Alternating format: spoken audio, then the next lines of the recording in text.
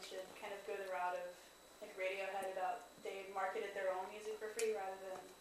Well, Radiohead certainly had an advantage over other bands because they were Radiohead. And that model is an interesting one, but if local band X from down the street decided to put their record up for download with an option for people to donate money, they might not find themselves quite as successful as Radiohead.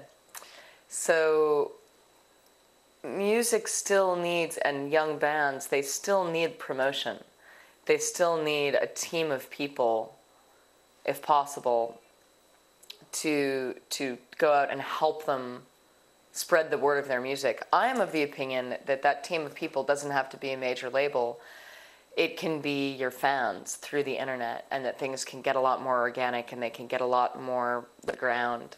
But putting those systems in place is the hard part. You do need to be, even if you're the most DIY band at your fundamental core level, if you're out on tour and you want to do mail order, someone has to be sitting in a room somewhere putting things in envelopes and sending them to your fans. You can't do it from the road. So you literally, as a band, if you really want to make it, you do need help. But I think, we're going to find that the is somewhere in between what we've got and the used to is the idea that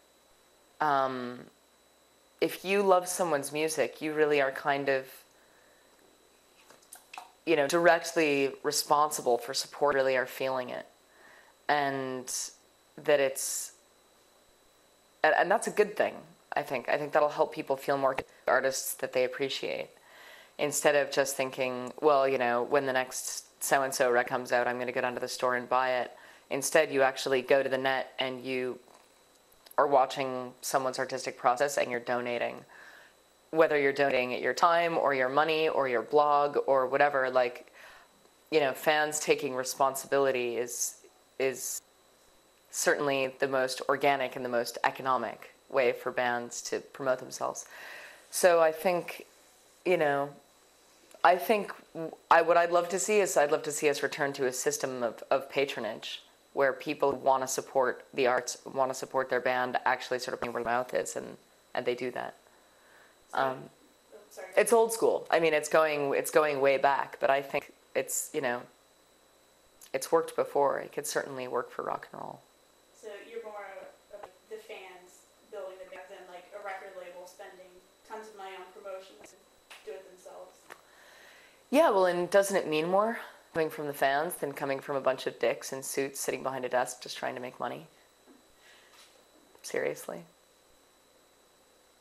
So where have you been? What have your favorite places been to play? In the world? Anywhere. Anywhere? Australia.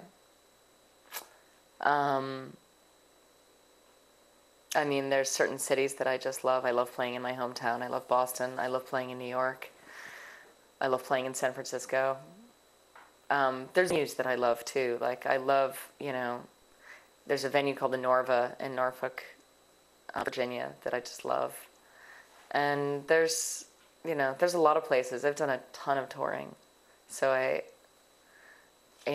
definitely have cities that I like hitting. We were in Asheville last night and we just had the best show and the audience was so warm. And we've been, this tour has been really up and down. The shows have been really schizophrenic. So we never know what we're going to get. Last night was fantastic. We'll see about tonight. How about favorite acts to play with? Jason Webley, hands down. I wish he was on this tour with us, but he's not. Have you ever had any really weird or funny experiences that you've had either on tour by yourself or with the Dresden Dolls? I showed my tits for $500 last night. That was pretty good.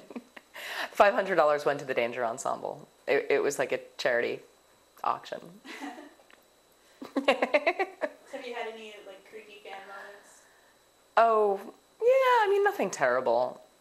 There are definitely certain fans who sort of don't get the who don't get protocol and can really invade your space. But honestly, with my fans, that just doesn't really happen that much. They're such awesome people that I haven't had to deal with any sort of weirdo stalkery people very much.